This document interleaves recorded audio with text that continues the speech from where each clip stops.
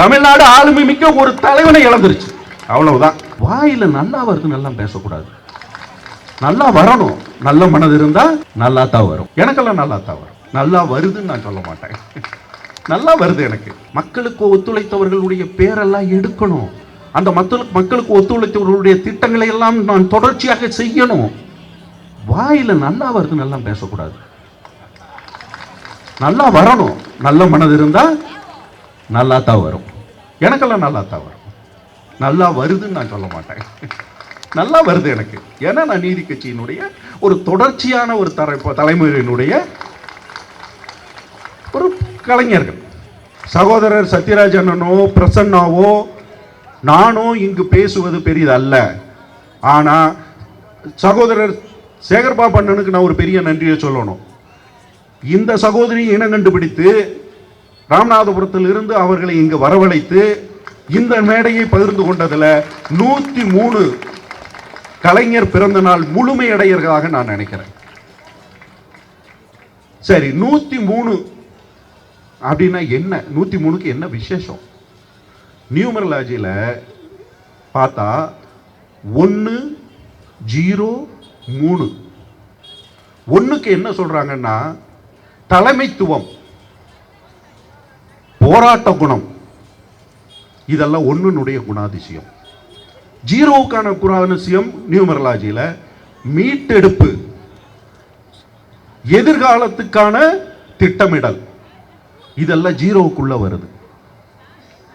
3 நியூமரலாஜியில 3 அப்படின்னு வந்தா விழுந்து விட்டோம் என்று நினைக்காத, விழுந்தா எழுந்திருக்கணும். விழுந்தது என்பதனுடைய தத்துவமே எழுந்திருக்காமல் இருப்பதுதான் விழுந்ததுக்கான அடையாளம். எழுந்திருச்சிட்டீங்கன்னா விழுந்தது அனுபவமா மாறிடுது. நீங்க ஒரு சமீபத்தில் ஒரு திரைப்படத்தை நான் உங்களுக்கு நினைவூட்டுகிறேன். அந்த திரைப்படத்தில் ஒரு ஏலியன், அவர் ஒரு மிஷன், டெர்மினேட்டர் 2 நினைக்கிறேன், அர்னால்டு நடித்த படம். அதில் பார்த்தீங்கன்னா ஏலியன் ஒரு மிஷனாக வருவார். அவர் வில்லன், இன்னொருத்தர் மனித உருவில் இருப்பார். நீங்கள் அந்த மிஷின் உருவத்தில் இருக்கக்கூடிய அந்த ஏலியனை சுட்டாலும் சரி, நெருப்பில் வைத்து எரித்தாலும் சரி, ரோடில் வச்சு நீங்கள் டயர் வச்சு ஃபுல்லாக ஏற்றி அதை கூழாக்கினாலும் சரி, அடுத்த செகண்ட் அது பக்கத்தில் ஒன்று ஒட்டி ஒட்டி ஒட்டி ஒட்டி ஒட்டி எழுந்திரிச்சு ஒடியாரும். நான் அதை என்னுடைய தனிப்பட்ட வாழ்க்கைக்கு அடிக்கடி நான் பயன்படுத்துகிற விஷுவல் அது. நான் எப்போதெல்லாம் என் மன ரீதியாகவோ தொழில் ரீதியாகவோ அல்லது நான் எதிர்பார்த்தது எங்கேயாவது தோல்வி அடையும் போது அடுத்த செகண்ட் நான் அந்த விஷுவல்ஸ் தான் மண்டை கொண்டு வருவேன். What next? கடந்தது அனுபவம். இந்த அனுபவம் ஒன்று திராவிட முன்னேற்ற கழகத்துக்கு புதிதல்ல. வெற்றி எந்த அளவுக்கு எண்ணிக்கைப்படுத்தப்படுகிறதோ அதே அளவுக்கு சரிசமமாக வெற்றி வாய்ப்பை இழப்பதும் எண்ணிக்கைப்படுத்தப்பட்டிருக்கிறது. ஆனா நான் அனுபவ ரீதியா பார்த்த வரையிலும் வெற்றி பெற்று நீங்க வேலை செஞ்சதை விட வெற்றியை தவறும் போது வேலை செய்யறீங்க பாரு, அது 10 மடங்கு வீரியமா நான் பார்க்கிறேன். எங்கேயாவது கடந்த காலத்தில் நான் பல முதல்வர்களை பார்த்திருக்கிறேன். தோல்வியடைந்த முதல்வர்கள் செய்தி வந்ததிலிருந்து 10 நாள் வீட்டு பக்கம் கூட ஆள் போகாம அந்த அலுவலகத்தை பக்கம் ஒரு ஈக்காக்கா இல்லாத இடத்தையெல்லாம் நான் பார்த்துருக்கேன். எங்க திரைப்படத்தில் படம் ரிலீஸ் ஆகும்போது அலுவலகம் பார்த்தீங்கன்னா ரிலீஸுக்கு முதல் நாள் அந்த பெட்டியெல்லாம் நாங்கள் அனுப்புவோம். ஜேன்னு பிரசாத் லேப்ல அவ்வளவு கொண்டாட்டமாக இருக்கும். வெற்றியை நாங்கள் கனவு கண்டுக்கிட்டு அப்படி இருப்போம். 2வது நாள் அந்த படம் திரையிற்கு ஒரு ஷோ போன உடனே அந்த படத்தினுடைய தோல்வி அது வெற்றிக்கு நோக்கி நகர்லின்னு தெரிஞ்சிருச்சுன்னா ஆஃபீஸ் இலவூடு மாதிரியே இருக்கும். ஒரு பையன் இருக்க மாட்டான், எல்லாம் மூச்சை பிடிச்சி தோல்வியை ஜீரணிச்சு சேர்றதுக்கு ஒரு 10-15 நாள் ஆகும். இதை நான் பர்சனலாக ஒரு அசிஸ்டன்ட் டைரக்டர் அந்த காலகட்டத்தில் நான் நிறைய அனுபவிச்சிருக்கேன். ஆனால் திராவிட முன்னேற்ற கழகத்தில் மட்டும்தான் கலைஞர் தோத்து நைட்டு ரிசல்ட் நாளை காலையில் ப்ரெஸ் மீட். அது கலைஞர் தான் அப்படி இருக்காருன்னு பார்த்தா தளபதியும் அப்படித்தான் இருக்காரு, செயல் தளபதியும் அப்படித்தான் இருக்காரு. செயல் சேகர்பாபு அண்ணனை பற்றி நான் சொல்லணும்னா கடந்த காலங்களில் மிக நேர்மையான ஒரு உழைப்பாளி. ஆனா அவர் இன்னைக்கு சீதை நெருப்புல தன்னை நிரூபிச்சுக்கணுங்கிற மாதிரி, புராணத்துல நிரூபிச்சுக்கணுங்கிற மாதிரி காலம் அவரை கொண்டாந்து நிப்பாட்டி இருக்கு. எனக்கு தெரிஞ்சு அது வேணும் அவருக்கு. ஏன்னா அவர் 10 தலை ராவண மாதிரி ஒரு 10 கையை 10 தலையோட வீறு கொண்டு எழுவதற்கு சில சில சம்பவங்கள் நம்மளை தூண்டும். காலம் உங்களை அப்படி என்னமோ ஒன்று உங்ககிட்ட வேற ஒன்று எதிர்பார்க்குது. அது இதல்ல. நீங்க வீறு கொண்டு வேற ஒரு இடத்துக்கு போறதுக்காக உங்களை கொண்டாந்து அப்படி நிப்பாட்டி இருக்குதுன்னு நான் நினைக்கிறேன். அது திராவிட முன்னேற்ற கழகத்துக்கும் பொருந்தும். ஒரு மாற்றம் தேவை. 1920களில் தான் முதலில் தமிழ்நாட்டில் இந்தியாவில் ஓட்டு போடுற உரிமையே நமக்கு கிடைச்சது. எத்தனை வருஷத்துல? இந்த மண்ணில் மனித இனம் தோன்றியதில் இருந்து 5000 வருடமா, 10,000 வருடமா, 1,00,000 வருஷமா, இப்படி 1,00,000 வருஷங்களும் மனிதன் இந்த பூமியில் இருந்திருந்தால் ஒருத்தனுக்கும் ஓட்டு போடுற உரிமை இல்லை. 1920 தான் பிரிட்டிஷ்காரங்க கிட்ட போராடி எங்களுக்கு ஒரு உரிமை வேணும், எங்களுக்கு ஓட்டு போடுற உரிமை வேணும்னு கேட்டாங்க. போராடினது அம்பேத்கர். காந்தி மறுத்தார். இல்லை இல்லை, எங்களுக்கு முழு சுதந்திரம் கொடு, நாங்கள் இந்த மாதிரி இரட்டை வாக்குரிமை மாதிரி எல்லாம் ஒரு சப்போர்ட்டா எங்களுக்கு ஒரு உரிமை எல்லாம் வேண்டான்னார்.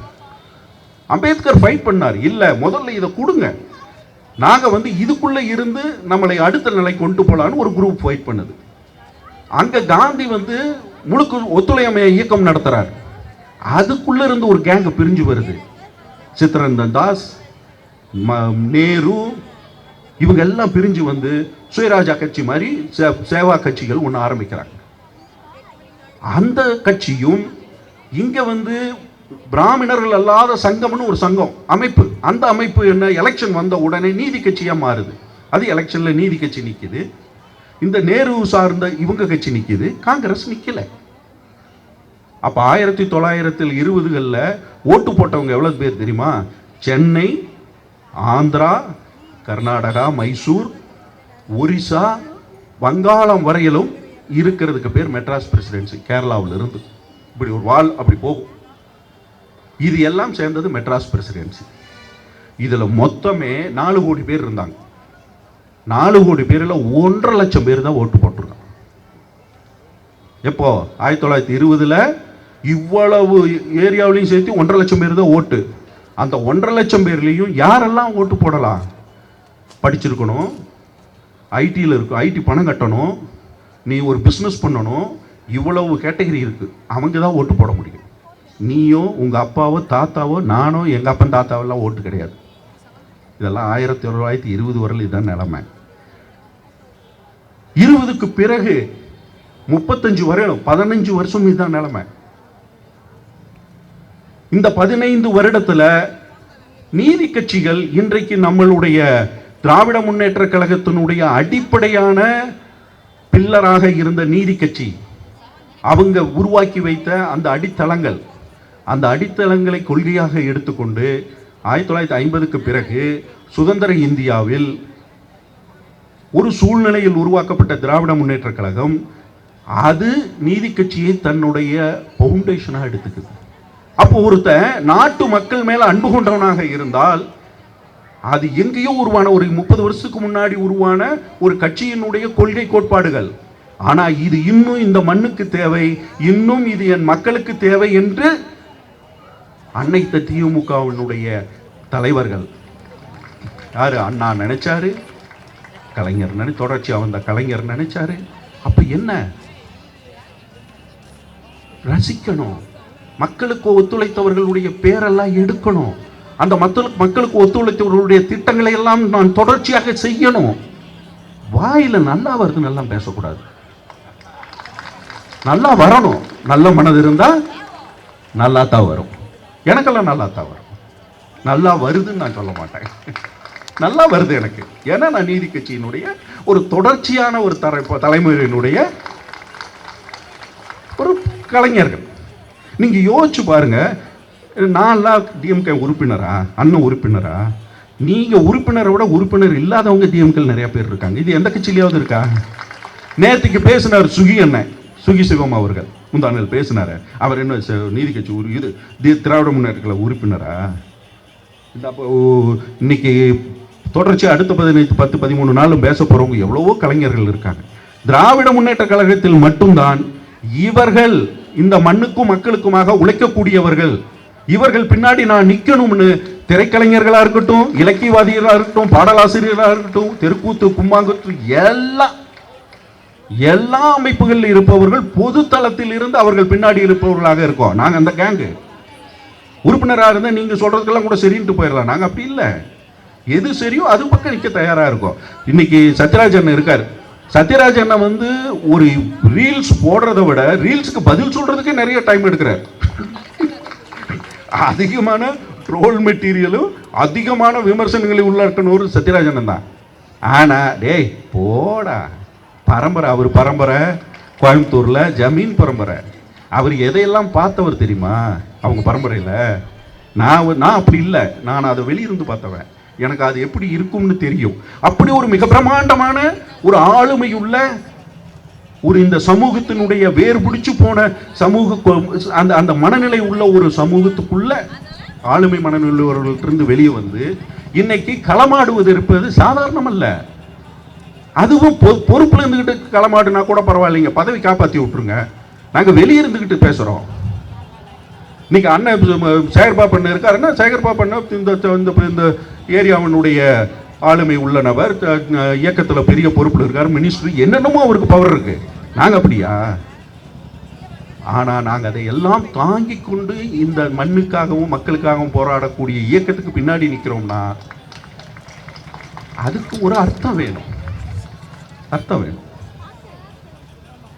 அதனால இது ஒன்றும் முடிவல்ல, அஸ்தமனம் என்பது முடிவல்ல, இன்னொரு விடியலுக்கான பதுக்கம், அவ்வளவுதான். அதெல்லாம் ஒரு அழகான கொட்டேஷன்ஸ். கலைஞர் அவர்களுடைய தோல்வியை எடுத்தா ஒரு சீட்டும் இல்லாம 2 சீட்டு அப்படின்னெல்லாம் இந்த நம்ம பார்த்துட்டோம். ஒரு சிறு செய்தி ஒட்டுமொத்த இதையும் மாற்றி போடும். இது ஏதோ கணிக்கவே முடியாத, யாருக்குமே வெற்றி அடைந்தவர்களுக்கும் சரி சொல்றேன், வெற்றி அடைந்தவர்களுக்கும் சரி, அவங்களும் இதை வந்து கண்ணாடியில் பார்த்து இது நிஜம்தானான்னு கிள்ளி பார்த்துக்கிறது இருக்கும் இல்லையா? அப்படியான ஒரு நிகழ்வு இது. இது காலம் என்னமோ ஒரு வடிவமைச்சிருக்கு. தமிழகம், இந்தியா மாற்றம் வேண்டும், அது வந்து சந்தேகமே இல்லை. மாறுதலுக்கு உட்படணும். அது நமக்குள்ளேயே அந்த மாறுதலா அல்லது சமூகத்துக்குள்ள வெளியிருந்து வந்து அந்த மாறுதல் நடக்குது, அதெல்லாம் பிரச்சனை இல்லை, வேணும் மாறுதல். ஆனா அந்த மாறுதலுக்கான நேரம் இதுவா, காலம் இதுவா அப்படின்னு பொது தளத்திலிருந்து நாங்க பார்க்கும்போது என்னமோ பயமா இருக்கு. ஏன்னா உலகம் தழுவிய வரையிலும் ஒரு பெரிய மாற்றம் நடந்துகிட்டு இருக்கு. 1600களில் வரையிலும் உலகம் முழுக்க தரை வழியாக தான் போய் வியாபாரம் பண்ணிக்கிட்டு இருந்தது. உலகமே ஒட்டகம் வழியா போவாங்க, எப்படியே தரை வழியா போய் அங்கங்க வியாபாரம். தரைவழி பயத்தில் நிறைய பிரச்சனை இருந்தது. ஒரு நாட்டை கடக்கும் போது வர்ற பிரச்சனை, திருடர்கள் பிரச்சனை, இதெல்லாம் இருந்தது. அப்போ அதுக்கு மாற்று என்ன பண்றது? அதில் தான் கொலம்பஸ் கப்பலை வந்து கண்டுபிடிச்சு கப்பலுக்குள்ள பயணம் செய்யலாம், கடல்வழி பயணத்தை தேடுமா அப்படின்னு ஒரு ரூட்டை கண்டுபிடிக்கிறாங்க. அதுக்கு அரசாங்கங்கள் பொருளுதவி செய்து அப்படி ஒரு பயணம் உருவாக்கப்பட்ட போது ஒரு கப்பல் கம்பெனிகள் சேர்ந்து நாங்கள் ஒரு வியாபாரத்தை பண்றோம், எங்களுக்கு நீங்க பர்மிஷன் கொடுங்கன்னு பிரிட்டிஷ்காரங்கிட்ட கேட்குறாங்க. இந்த பக்கம் ஸ்பெயின், போர்ச்சுகீசியல், அந்த பக்கம் நெதர்லாந்து, பிரான்ஸ், எல்லாம் அந்த கடற்கரையோடு இருக்கிற நாடுகள் அத்தனையும் இந்த வியாபாரத்தை பண்ணுது. எல்லாம் கிளம்புறானுங்க, கடல்ல கிளம்புறானுங்க. எங்க சுத்துறானுங்க? ஆப்போசிட்ல போனா அமெரிக்கா, அப்படியே லெப்ட்ல கடற்கரையை ஒட்டி, அங்க கடல் தெரிஞ்சுக்கிட்டே இருக்கும், இந்த கடற்கரையை ஒட்டியே கப்பலை ஓட்டிக்கிட்டு வர்றது. ஓட்டிக்கிட்டு வந்து சேர்ந்த இடம் எல்லாம் குஜராத், கோவா, நம்மளுடைய கொச்சின், அப்படியே அந்த சந்துக்குள்ள அப்படியே பூந்து போனா தஞ்சாவூர், நாகப்பட்டினம், இப்படி வந்து சேர்றாங்க. அதுக்கு பிறகு 1650களில் கிழக்கிந்திய கம்பெனி முதலில் இந்தியாவில் ஒரு டேரா போட்டுருச்சு. ஒரு இடத்த வாங்கி சின்னதா ஒரு குடோனை கட்டிட்டாங்க. 1700கள் டு 1750, 1700 டு 1750ல கிழக்கிந்திய கம்பெனி முழுக்க ஆளுமைக்குள்ள வந்துருச்சு. வந்து அவன் நிலப்பகுதி முழுக்க அவன் கண்ட்ரோலுக்கு எடுத்துட்டு வந்துட்டான். 1850களில் கிழக்கிந்திய கம்பெனிக்குள்ள மிகப்பெரிய பிரச்சனை, அதுதான் சிப்பாய் கழகம் எல்லாம் 1850 நடந்தது. உடனே பிரிட்டிஷ் கவர்மெண்ட் என்ன பண்ணுச்சு, உலகம் முழுக்க இருக்கக்கூடிய அந்த கிழக்கிந்திய கம்பெனியுடைய இடங்களை பிரிட்டிஷ் கவர்மெண்ட்டாக மாற்றிக்கிச்சு. 1950 சுதந்திர போராட்டம் ஆரம்பிச்சிருச்சு. 1950களில் இந்தியா சுதந்திரம் அடைஞ்சிருச்சு. இப்போ 2000, நம்ம 2050 நோக்கி நகர்ந்துக்கிட்டு இருக்கோம். இப்போ என்ன மாற்றம் நடக்க போகுது? ஒவ்வொரு 100 வருடமும் பெரிய மாற்றம் உலகில் நடந்து கொண்டே இருக்கிறது. இப்போ ஒரு உலகம் பெரிய மாற்றத்துக்கு உட்பட்டு இருக்கிறது. மிகப்பெரிய பொருளாதார இடர்பாடு. நீங்கள் நிறைய பேர் படிச்சிருக்கீங்களான்னு தெரியல, எல் நினோ அப்படின்னு யாராவது கேள்விப்பட்டிருப்பீங்களா? கேள்விப்பட்டிருப்பீங்க. பாருங்க, 10 வருஷத்துக்கு ஒரு தடவை பசிபிக் ஓஷனில் பூமிக்கடி தண்ணிக்கடியில் இருக்கக்கூடிய தண்ணி சூடாகி மேலே வந்து ஈரப்பதத்தை சுரண்டி ஒரு வருடத்துக்கான மழையை கொட்டி தீர்க்கும், இல்லை 10 வருஷத்துக்கான வெயிலை அடிச்சு கொள்ள போகுதா, கொட்டி தீர்க்க போகுதான்னு தெரியல. ஐநா சபையிலேருந்து உலகம் முழுக்க இன்னைக்கு அதை சொல்லிக்கிட்டு இருக்காங்க, போராடிக்கிட்டு இருக்காங்க. அப்பா விவசாயம் பாழாகும், பத்தாக்குறைக்கு நம்ம பிரதமர் வேற விவசாயத்துக்கு உரத்தை வாங்காதன்ட்டாரு. இந்த எல் நினோ வந்ததுன்னா இந்த வருஷம் மழை இருக்குமா அல்லது மழையை கொட்டி தீக்குமான்னு தெரியல. அப்போ மழை இந்த பக்கம் மேகதாதுல அணை கட்டுறேன்னு ஒரு கேங்கு புறப்பட்டதுன்னா மேட்டூர் தண்ணி திறக்க முடியுமான்னு தெரியல, குடிநீர் இருக்குமான்னே தெரியல. ஒரு ஏஐனுடைய தொழில்நுட்பம் பெரும்பகுதியான கலைஞர் அவர்களுடைய காலகட்டத்தில் நிறைய ஐடி செக்டார் ஹைதராபாத்தில் இருந்து பெங்களூர்லேருந்து போட்டி போட்டு கொண்டாந்து இங்கே ஐடி செக்டார் உருவாக்கினார். கிராமத்தில் இருந்த ஒவ்வொரு சிறு பையனுக்கும் 30,000 to 1 லட்சம் வரல சம்பளத்தை ஒரு கிராமத்தில் குடும்பமே மேலோங்கி நின்றுது 88 to 90ல். இன்னைக்கு ஏஐயில் இருக்கிறவங்க கொத்தா ஏஐனால கொத்தா ஐடி செக்டார் எல்லாம் வீழ்ச்சி அடைஞ்சிக்கிட்டு இருக்கு. இன்வெஸ்ட் பண்ணுறவங்க அத்தனை பேர் இது இன்வெஸ்ட் பண்ணுறதுக்கு சரியான டைமாக யோசிக்கிறான். உலகம் முழுக்க அப்படி இருக்குது, கரன்சி ரேட்டு ஏறிக்கிட்டே இருக்குது, இந்தியா கரன்சி வீழ்ச்சி அடைஞ்சிக்கிட்டு இருக்குது, பத்தாக்குறைக்கு தங்கத்தையெல்லாம் வித்துட்டான்னு சொல்கிறாங்க. அது என்னன்னு எனக்கு தெரியல. எது உண்மை எது பொய்ன்னு சொல்லாத அளவுக்கு மீடியா கட்டமைச்சுக்கிட்டே இருக்குது. உண்மையை நோக்கி நம்ம நகர்ந்து யாருக்காவது ஏதாவது சொல்லணும்னா கூட எது உண்மைன்னு நம்மளால் கண்டுபிடிக்க முடியாத அளவுக்கு நம்மளுடைய சிந்தனைகளை அப்படியே போட்டு சாவடிச்சுக்கிட்டு இருக்காங்க. இவ்வளவு பெரிய சூழ்நிலையில் எது தேவை? ஆளுமை மிக்க அரசாங்கம் தேவை. தமிழ்நாடு ஆளுமை மிக்க ஒரு தலைவனை இழந்துருச்சு, அவ்வளவுதான். அது நீ காலம் தீர்மானிக்கட்டும். நன்றி, வணக்கம்.